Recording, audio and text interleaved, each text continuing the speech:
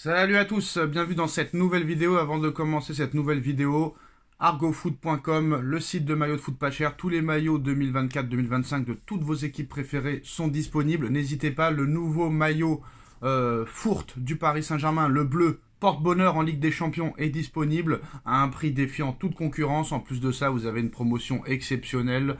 Le lien est en bas en description, les détails de la promotion sont en bas en description. Et en plus de cette promotion exceptionnelle, vous avez moins 10% avec le code promo Sacha. Donc les nouveaux maillots de foot sont déjà disponibles. En plus des nouveaux maillots bleus qui viennent de sortir et qui sont porte-bonheur pour le Paris Saint-Germain. On espère qu'ils joueront avec ces maillots-là contre Liverpool.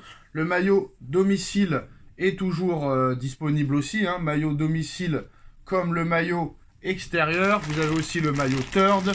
Vous avez le maillot Fourte.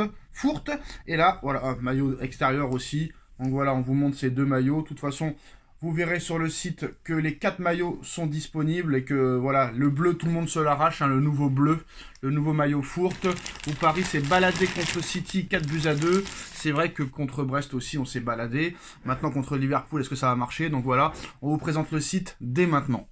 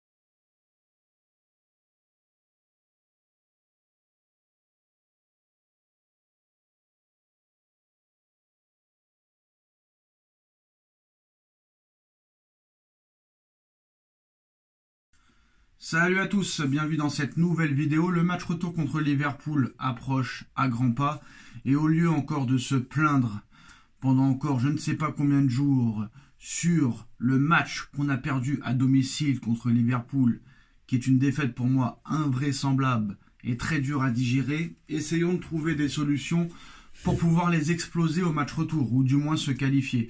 Parce qu'on va pas se mentir, si toutes les occasions étaient rentrées mercredi soir, je pense que Paris aurait pu gagner 4 ou 5-0. Voilà, et je n'exagère pas. Je mets le but de Kvaratskhelia, je mets l'occasion de Kvaratskhelia, je mets la triple occasion d'Embélé-Barcola, je mets l'occasion de Joao Neves, je mets la frappe de Doué, et je mets toutes les autres occasions, mais encore je m'arrête à 4, et je suis gentil. Voilà, ça aurait dû être 4-0, comme le Barça en 2017. Après, si on avait gagné 4-0, ça se trouve au match retour, on aurait pris une remontada. Ça se trouve, Liverpool aurait gagné 4-0 au retour, ou 5-1, ou 6-2, tout est possible avec le Paris Saint-Germain.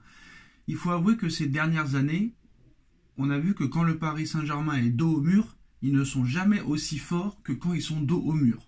On se rappelle l'année dernière, quand tu perds contre le FC Barcelone, 3-2, il y a peu de personnes qui pensaient qu'on allait gagner 4-1 au retour. Et pourtant, on l'a fait. Contre Chelsea en 2015, on fait 1-1 à domicile. On est à 10 contre 11 au bout d'une demi-heure au match retour. Personne n'aurait pensé qu'on allait se qualifier et on s'est qualifié. Contre Liverpool en 2018, tout le monde nous voyait perdants et on a battu quand même Liverpool au parc à l'époque des Neymar, Mbappé, Di Maria et compagnie. Voilà, les autres exemples, il y en a aussi, hein, le Bayern de Munich par exemple, le Bayern de Munich en 2021, personne ne pensait qu'on allait gagner à Munich alors qu'il y avait beaucoup d'absents et on l'a fait. Voilà, très clairement c'est possible. Mais pour que ce soit possible, il va falloir que non seulement Luis Enrique soit très intelligent dans sa compo d'équipe. Est-ce que Luis Enrique va mettre l'équipe qu'il faut? Ou est-ce que Luis Enrique va mourir avec ses idées? C'est la question qu'on se pose. Il y en a des fois qui ont mis leur ego de côté et qui ont pensé plus à l'équipe qu'à eux. Voilà. Guardiola, quand il a vu que en jouant son jeu, il ne pouvait pas remporter la Ligue des Champions, il a mis un petit peu de côté ses principes de jeu et il a fait un jeu pour gagner. Mais bon, c'était en finale de Ligue des Champions. Là maintenant, je pense que très clairement, pour que Paris ait une chance, il faut d'abord déjà mettre une compo pour marquer des buts. Voilà. Et moi, pour moi, tous ceux qui ont mal joué au match aller, très très mal joué, il ne faut pas qu'ils soient présents au match retour. Donc c'est pour ça qu'on va voir ensemble la compo idéale pour mardi soir à Anfield. Aucun club français, à part Marseille, je crois, s'est imposé à Liverpool. Marseille l'a fait en 2007 avec un but de Valbuena exceptionnel. Mais je crois qu'aucun club français n'a éliminé Liverpool en Coupe d'Europe. Ce serait la première fois que ça se fait. Maintenant, quelle équipe mettre pour marquer le plus de buts possible et pour en prendre le moins possible? C'est ça le problème aussi.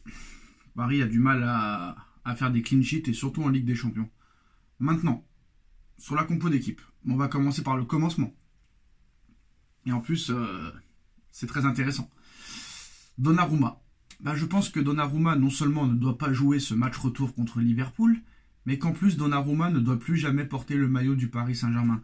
Parce qu'en plus des boulettes, en plus des fautes de main, en plus des arrêts qui ne sont pas décisifs, c'est sa 4e année au Paris Saint-Germain. Et c'est la 4e année qu'il n'est pas décisif. Donc ça commence à faire quand même beaucoup. Il y a des gardiens qui ont eu moins de chance que lui. Trapp, il a jamais eu 4 ans. Areola, il a jamais eu 4 ans. On a viré Navas, qui était à l'époque le meilleur gardien du monde, pour laisser cette place à cette truffe, sous prétexte qu'il avait gagné l'Euro et qu'il était disponible pour 0 €. On n'a même pas laissé tranquille Navas finir sa carrière et mettre Donnarumma numéro 2. Non. Donnarumma devait être numéro 2. Il est numéro 2. Alors maintenant, on a eu des informations comme quoi pourquoi Paris avait acheté Safonov et surtout pourquoi 15 millions. C'est simple. Apparemment, Safonov, non, c'est pas apparemment, c'est sûr, on l'a appris. Safonov a le même agent que Kvaratskhelia. Et apparemment, l'agent lui a dit, si tu me prends Safonov l'été dernier, là, si tu me prends Safonov, je ferai en sorte et je ferai tout mon possible pour que Kvaratskhelia vienne soit à l'été 2024, soit pendant l'hiver 2025. Et l'agent de Kvaratskhelia a tenu sa promesse, mais la condition c'était d'acheter Safonov. Après, quoi qu'il en soit, Safonov, 15 millions, c'est quand même très cher. Mais apparemment, l'agent est un ami de Krasnodar, Kedirov, je crois qu'il s'appelle, le propriétaire. Donc, c'est pour ça que... Non, je crois que c'était Landzi Makashkala, Kadirov. Donc, c'est un autre, là. Donc, voilà, quoi qu'il en soit, Kvaratskhelia a le même agent que Safonov. Et l'agent de Safonov avait promis à Campos de faire tout son possible pour que Kvaratskhelia vienne au PSG à condition que tu achètes Safonov. Maintenant, moi je pense que voilà, Donnarumma, ça fait 4 ans, lui a laissé sa chance. Le mec, il a un arrêt à faire dans un match, il n'y arrive pas. Ça fait 4 ans qu'il n'est pas décisif en Ligue des Champions. Le Real Madrid 2022, c'est de sa faute. Le Bayern de Munich 2023, il n'est pas décisif. Contre Dortmund l'année dernière, il n'est pas décisif. Là, il a un seul arrêt à faire. Il n'est pas décisif. Donc à un moment donné, c'est plus possible. Voilà, comme j'ai dit, Areola, il n'a pas eu 4 ans. Trapp, il n'a pas eu 4 ans. Sirigu, il n'a pas eu 4 ans. On a viré Navas.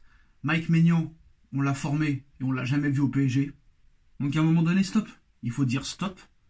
Il faut lancer un message, comme avait fait Mourinho à l'époque de Casillas, où il avait mis, je sais plus comment il s'appelle.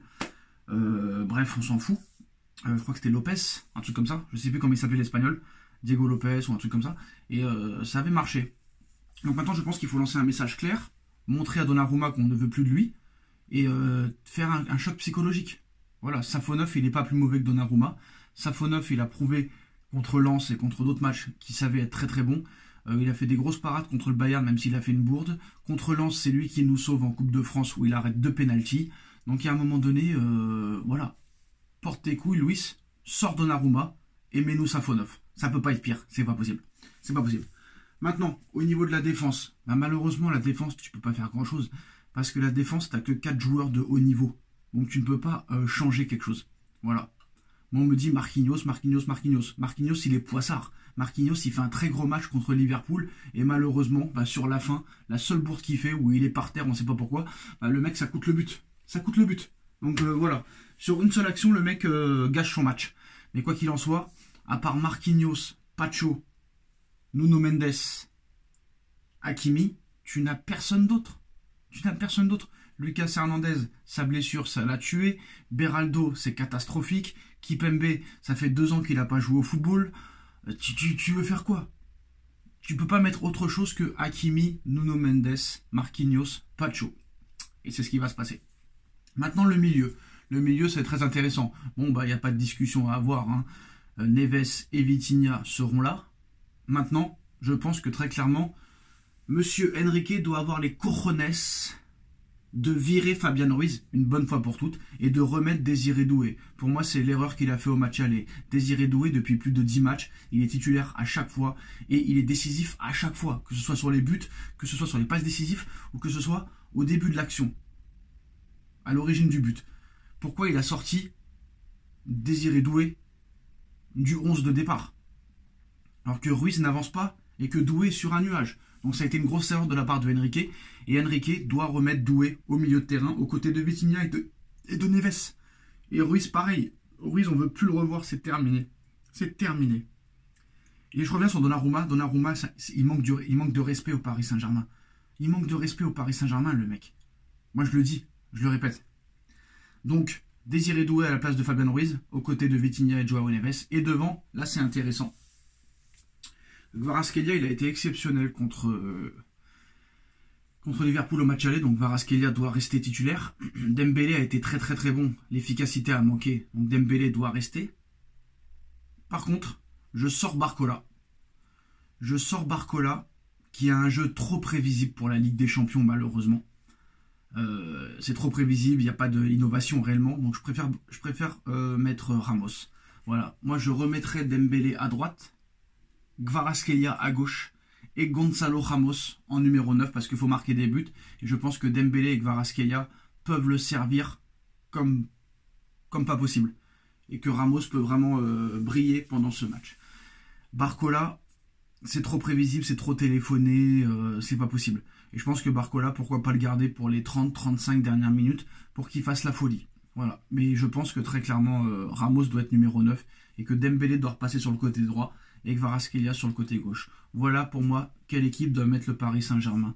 Safonov dans les buts, défense de base, Pacho, Marquinhos, Hakimi, Mendes, milieu de terrain, Vitinha, Joao Neves, Désiré Doué à la place de Fabian Ruiz, et devant Dembélé, Kvaratskhelia, Ramos, je sors Barcola, je remets Dembélé à droite, Kvaratskhelia à gauche, son poste de prédilection, et Gonzalo Ramos en numéro 9.